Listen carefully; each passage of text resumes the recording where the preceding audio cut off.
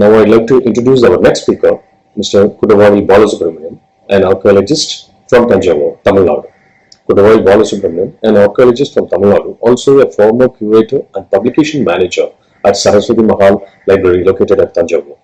He is credited with discovering more than 100 inscriptions, coins, copper plates, sculptures, and paintings, now in museums and temples in Tamil Nadu.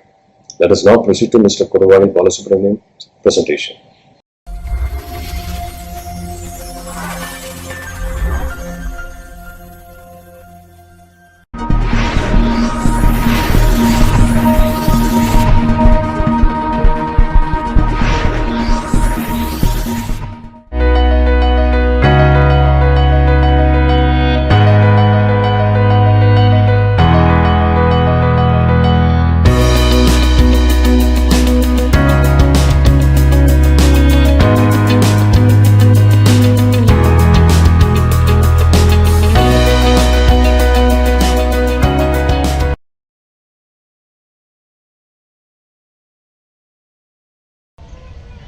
SRM பல்கலைக்கழகத்தின் school of architecture interior designs துறையினர் நடத்துகின்ற சர்வதேச கருத்தரங்கத்தில் நான் உங்களோடு என்னுடைய கருத்துக்களை பகிர்ந்து கொள்வதில் பெருமகிழ்ச்சி அடைகிறேன்.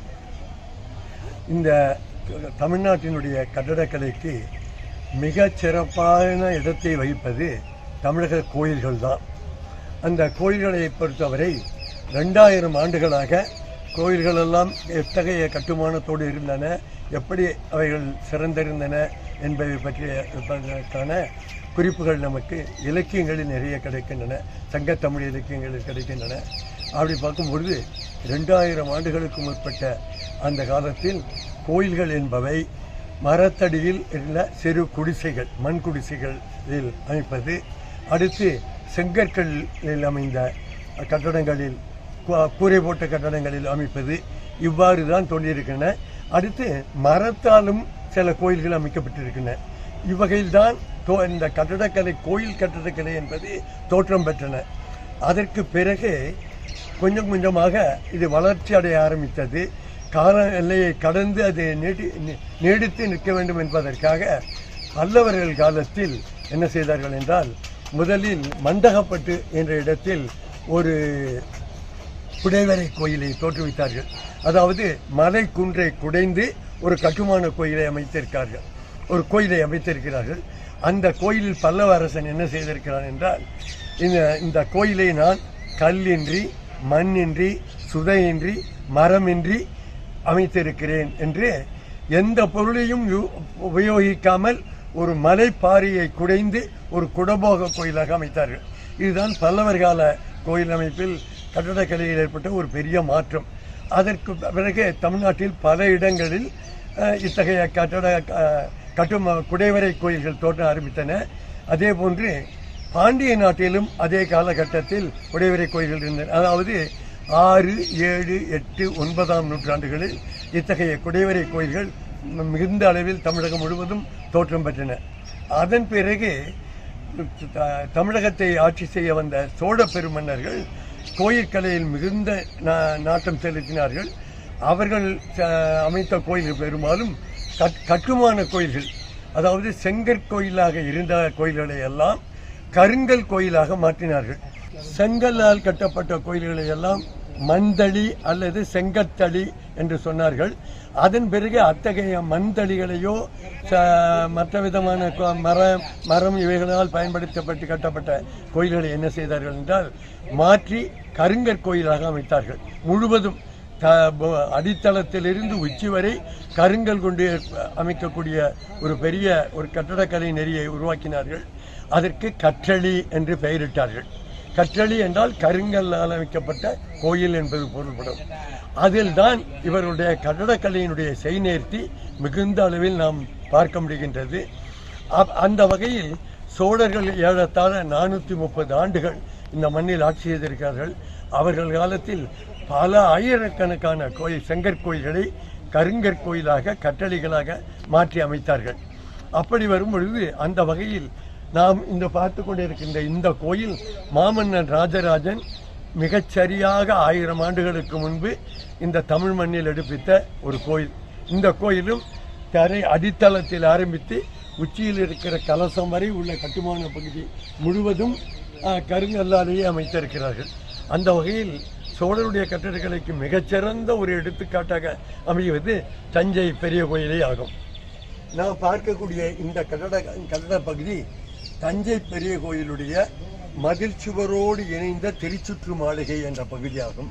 இந்த திருச்சுற்று மாளிகையில் முழுவதும் கருங்கல்லால் கட்டப்பட்டிருக்கிறது. இதில் கீழிருந்து இந்த அதிஷ்டானம் என்று பெயர், இதுவரை உள்ள பகுதிக்கு அதிஷ்டானம் என்று பெயர். இது கண்டம், குமுதம், கண்டம், கபோதகம், இது மாதிரி ஒவ்வொரு பகுதிக்கும் ஒவ்வொரு பெயர் உண்டு. இதுக்கு வித்தி என்று பெயர், சுவர் என்பதற்கு வித்தி. அதற்கு பிறகு இந்த பகுதிக்கு கால் என்று பெயர். இந்த கால், இதற்கு ஒவ்வொரு உறுப்புகளுக்கும் ஒவ்வொரு பெயர் உண்டு.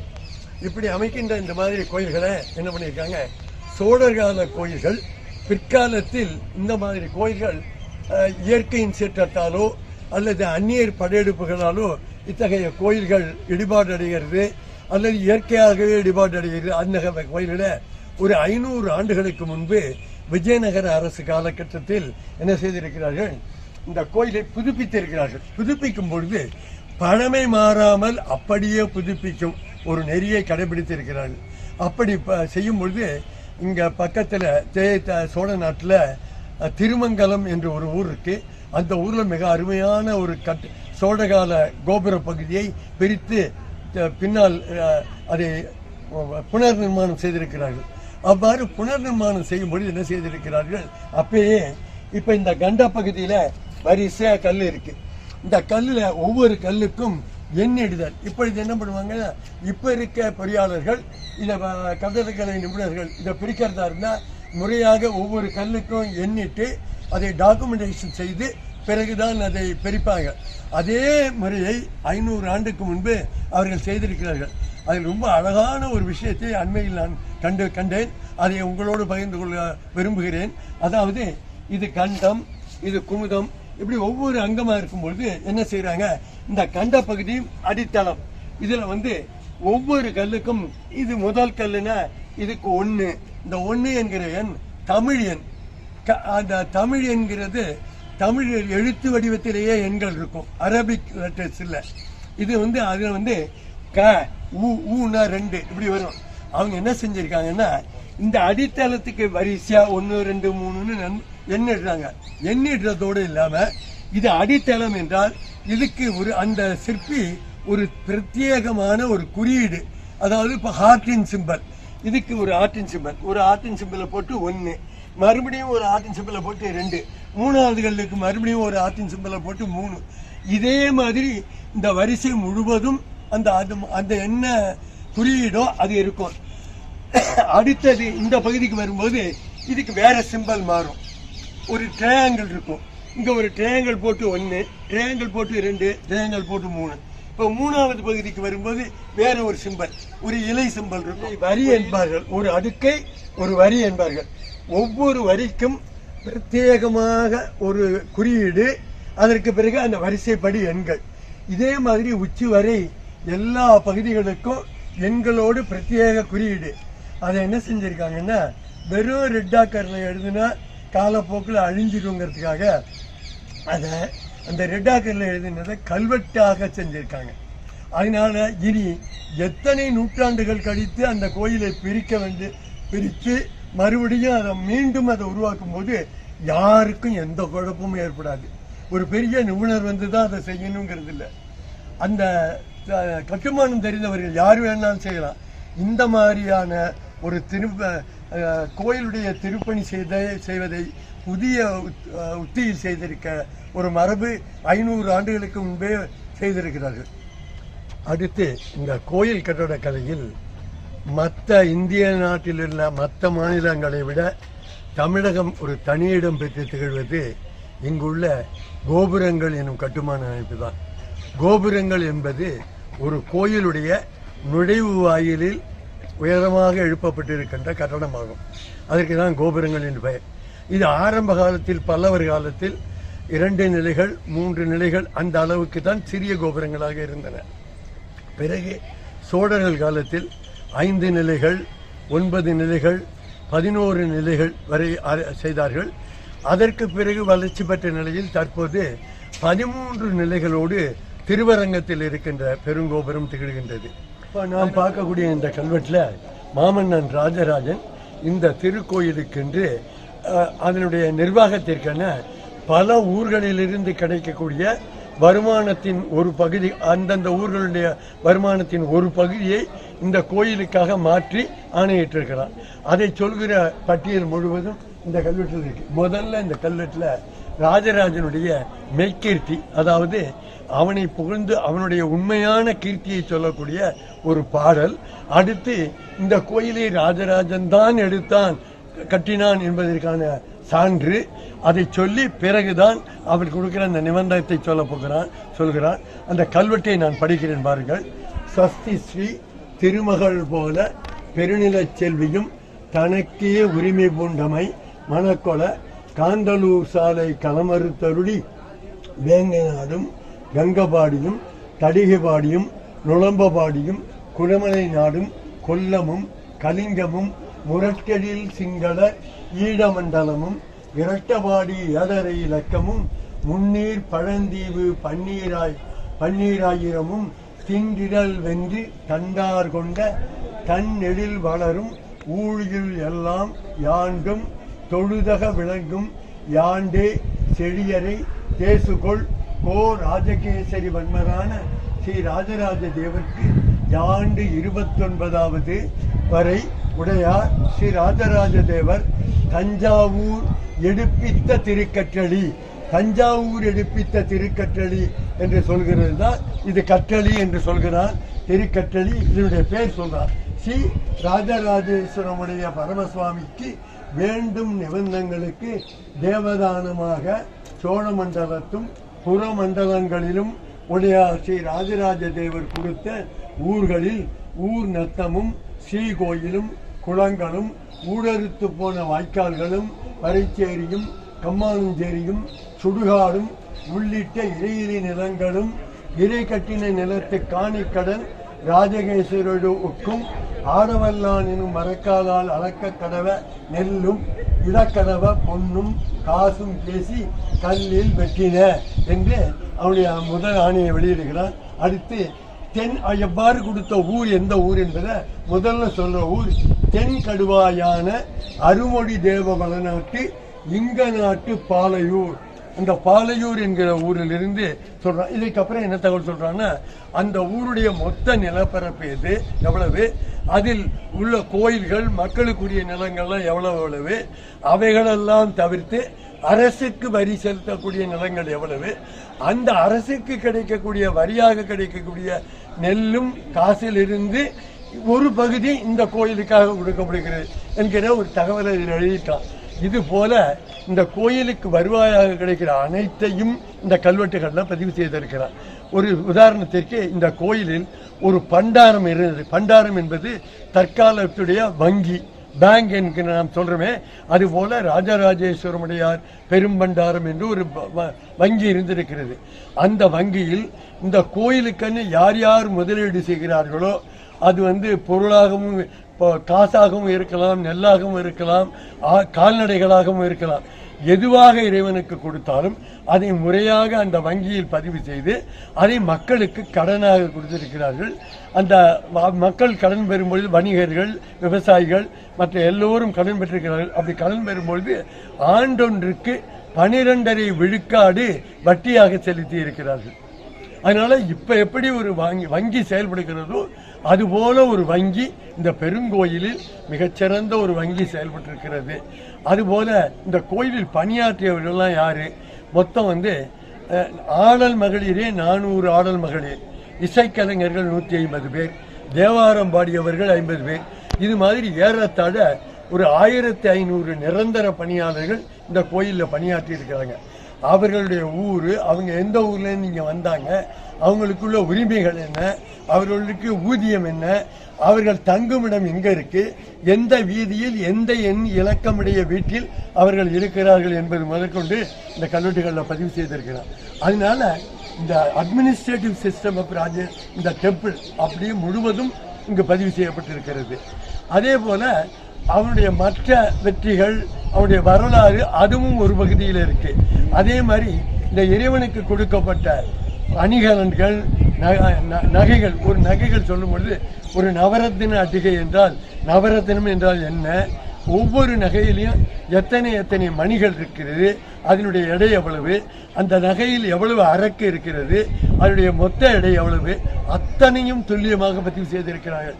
ஏதோ ஒரு கல் குறைந்தால் கூட நாம் இன்று கண்டுபிடிக்கக்கூடிய அளவுக்கு அவ்வளவு வெளிப்படையாக துல்லியமாக பதிவு செய்யப்பட்டிருக்கிறது. அதாவது இது அத்தனையும் பொது உடைமை, தனி மன்னனுக்கு உரிமை இல்லை, இது மக்களுக்கு உரிமை. அதனால அத்தனையும் மக்களுக்கு தெரியப்படுத்த வேண்டும் என்பதற்காக அவ்வளவு துல்லியமாக ராஜராஜன் இதை பதிவு செய்திருக்கிறார்.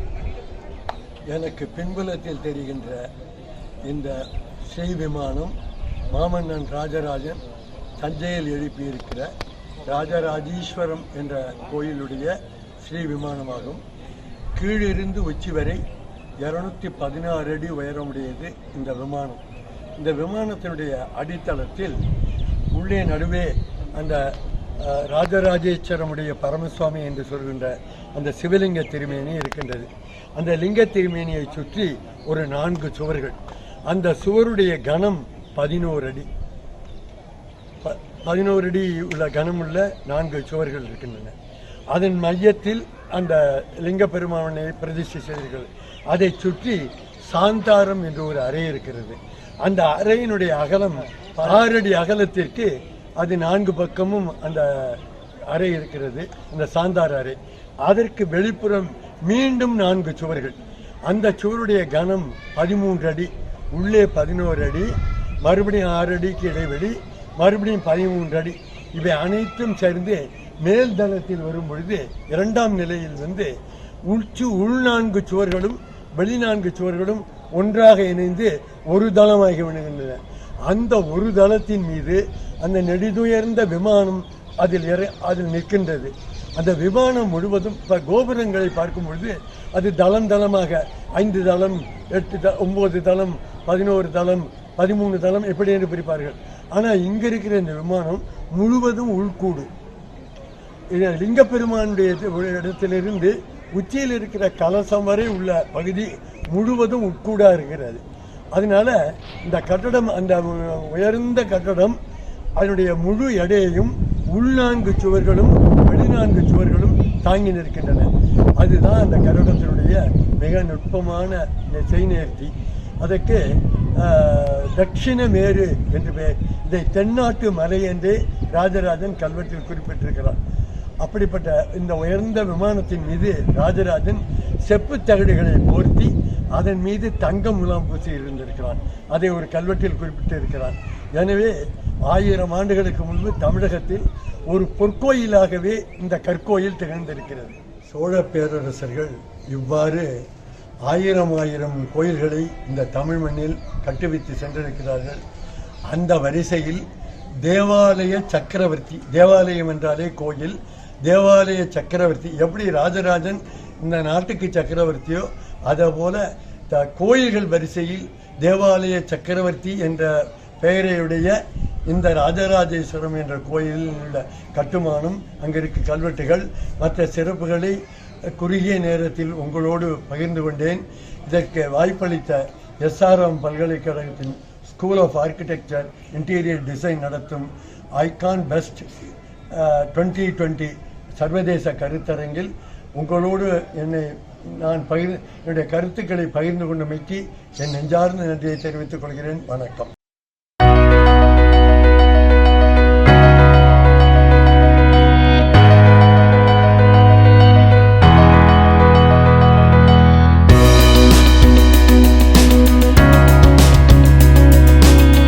Thank you. Now we shall take a short break for our sponsor video.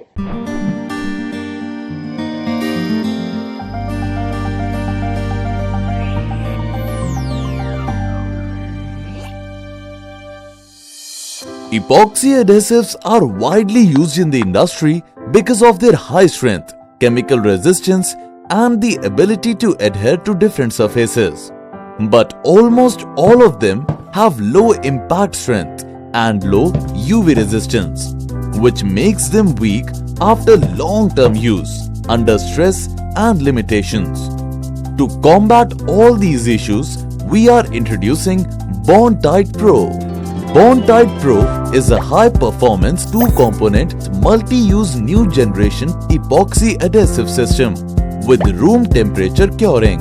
It has very high impact strength, excellent shear strength, better UV resistance, better coverage and so much more. And it is to be used for bonding various similar and dissimilar materials such as metals, ceramics, wood, leather, rubber, marble, glass and a lot of other materials. Bondtite Pro is very easy to use. The directions to use are really simple. Step 1.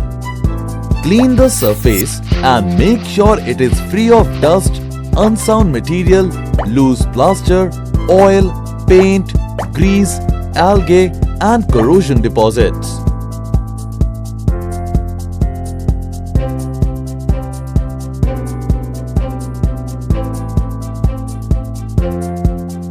Step 2. Take equal quantity of part A and part B.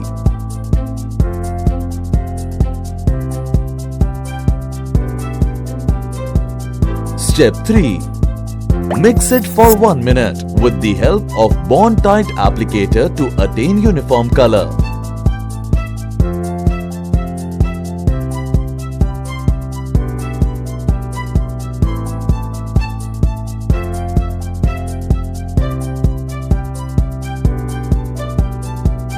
Step 4.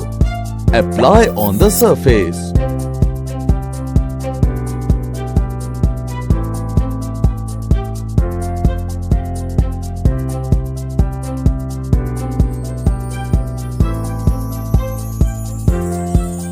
Step 5. Clamp or support the surface for 4 hours.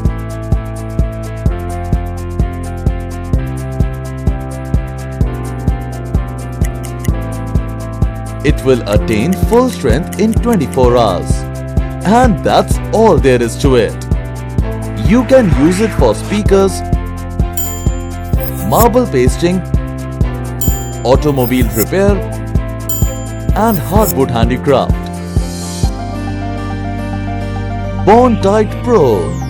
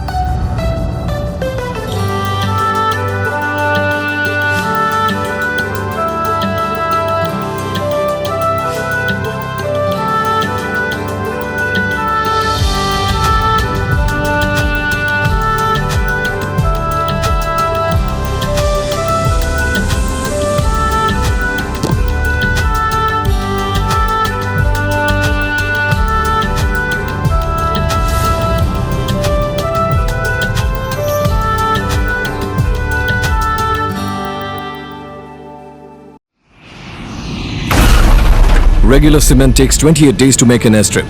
This one just took 4. Yes, it is the technology of the future, brought to us today by Dalmia Cement.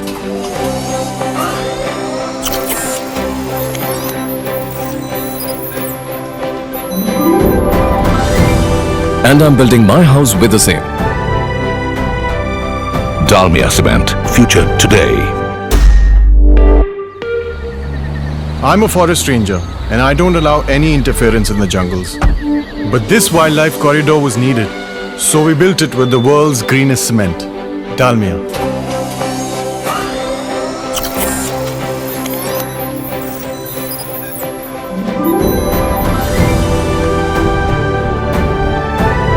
And now I'm building my own house with the same. Dalmia Cement. Future today. An 8-foot slab of concrete that can take a load of 500 tons, moving at such speed. Yes, it's the technology of the future. Brought to us today by the pioneers of sleeper cement, Dalmia.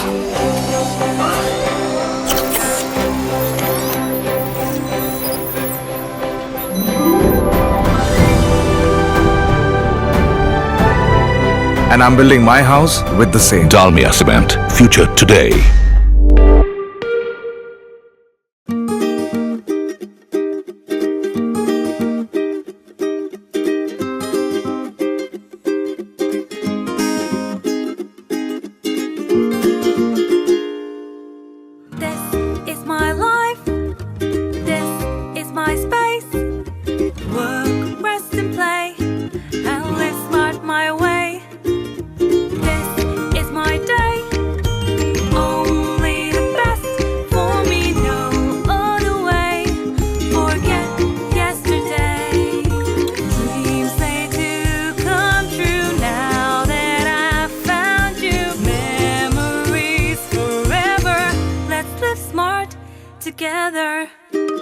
Epco, fittings that help you live smart.